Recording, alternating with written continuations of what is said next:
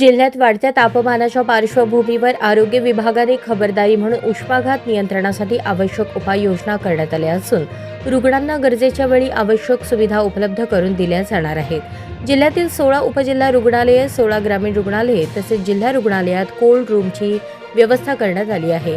त्यामुळे उष्माघाताचा त्रास झाल्यास नागरिकांना तातडीने शासकीय रुग्णालयात उपचारासाठी दाखल व्हावे असे आवाहनही करण्यात आले आहे।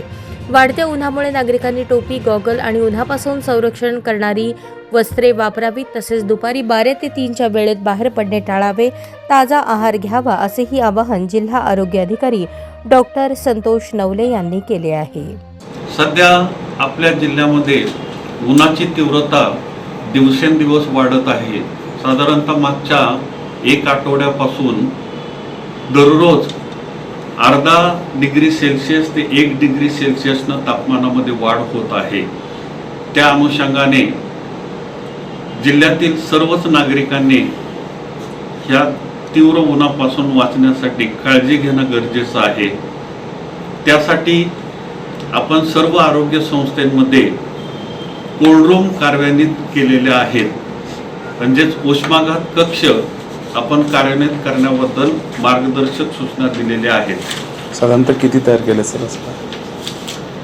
आपल्या जिल्ह्यामध्ये 82 प्राथमिक आरोग्य केंद्र, 16 उपजिल्हा रुग्णालय, 16 ग्रामीण रुग्णालय, 3 उपजिल्हा रुग्णालय आणि 1 जिल्हा रुग्णालय या सर्व आरोग्य संस्थांमध्ये ही कोल्ड रूम कार्यरत करण्यात आलेली आहे।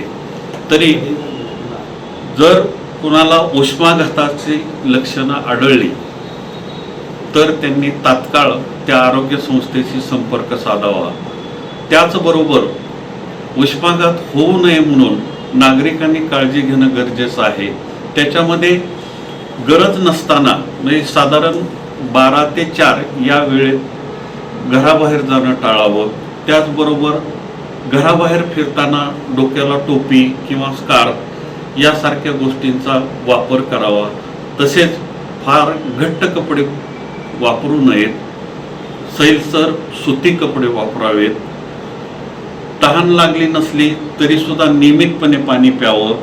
ORS, लिंबू सरबत, ताक, नारळ पाणी इत्यादी पदार्थांचा वापर करावा की जेणेकरून तुम्हाला डिहायड्रेशन होणार नाही। लहान मुले, ज्येष्ठ नागरिक, गरोदर महिला, दीर्घकालीन आजारी असलेल्या लोकांनी या उन्हामध्ये विशेष काळजी घेणं गरजेचं आहे।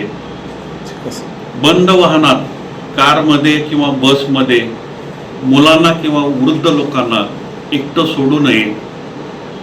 जास्त शारीरिक श्रमाचे काम शक्यतो सकाळी जास्त ऊन पडण्यापूर्वी किंवा सायंकाळी ऊन कमी झाल्यानंतर करावं। धन्यवाद।